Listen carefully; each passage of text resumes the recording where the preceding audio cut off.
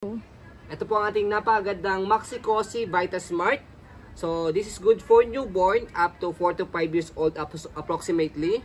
Ayan, okay. So, imported mold demo pulled out from Australia. So, ayan, meron po siyang box. As is po yung box po niya.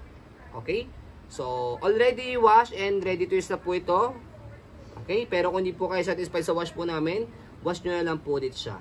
Okay. So, ito po yung details po niya one by one. So, ito yung setup niya kapag pang toddler around 1 to 2 years old. Ayan. So, kapag pang newborn, meron kayo ipipress dito sa ilalim. Ito, kulay puti. Gray. O, gray. Ayan. So, yan siya kapag pang newborn. So, 3 reclining position. Ito yung kanyang una, pangalawa, pangatlo, pang-apat niya yung kaninang nakaupo na. Ito na pala yun.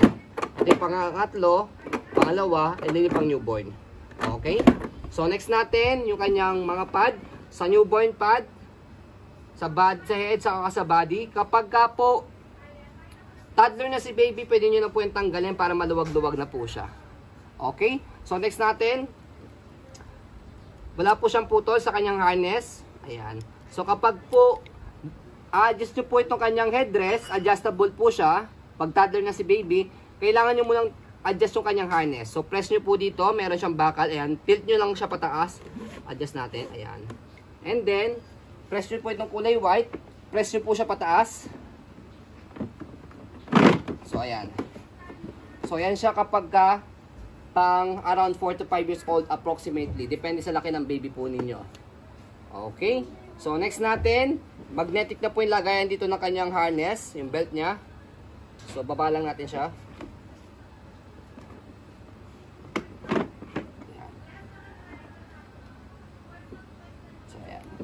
Siya.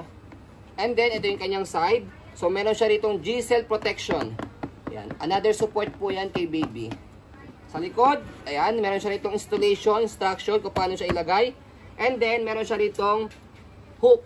So, sinasabit po ito sa back seat. Meron ng bakal sa ilalim or sa ibabaw ng roof. Depende po yan sa sakyan po ninyo kung saan nakalagay din yung bakal. Okay, so manufacturing date is 2019. Sa mga ganitong car seat is meron siyang expiration hanggang 10 years, so hanggang 2029 pa po siya.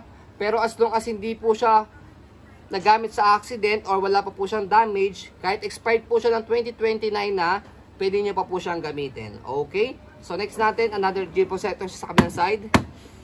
Ayan. And then, ang ginagandaan pa po rito is Isofix ready na po siya.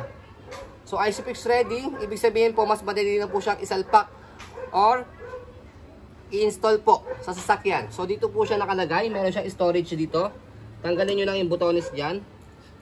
Yan. So, dalawang side dyan. Okay. So, pakita natin. So, ito siya. So, yan. Sasalpak nyo lang siyang ganun sa may... Makikita nyo po. Check nyo na lang po sa sasakyan po ninyo sa back seat.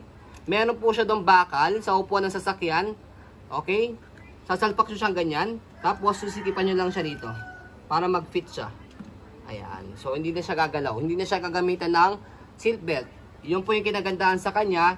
Less hassle na po sa pag-install. Okay? So, lagay natin siya dyan.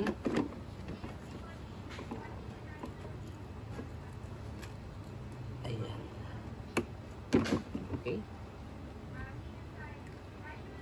Go! So, sige pa natin siya. So, yan. So, yan po ang ating pong napakagandang Maxi Cosi Vita Smart. So, para may idea po kayo, ang brand new price po nito is 30,000 from peso. Okay? Plus shipping pa sa Australia. Okay? Dahil wala po ng ganitong brand sa mga malls. Kahit saan po kayo maghanap ng mga malls. So, yun po as you can see, very details po kami sa amin po pag-video kasi ang aming shop policy, no refund or exchange, what you see is what you get. So, as you can see again, napakaganda po nito. Ang kapal ng mga pads po niya compare sa ibang mga brand po. Ayan. And then, sa mga, by the way, nagpapahanap sa amin ng mga nakaraang buwan, nakaraang taon, dahil matagal kami nagkaroon ng, wala ng ganitong stocks. So, limited stock na lang po ito. Paunahan na lang po kayo. Okay? So, ayan po. Maraming salamat. Have a nice day and God bless po.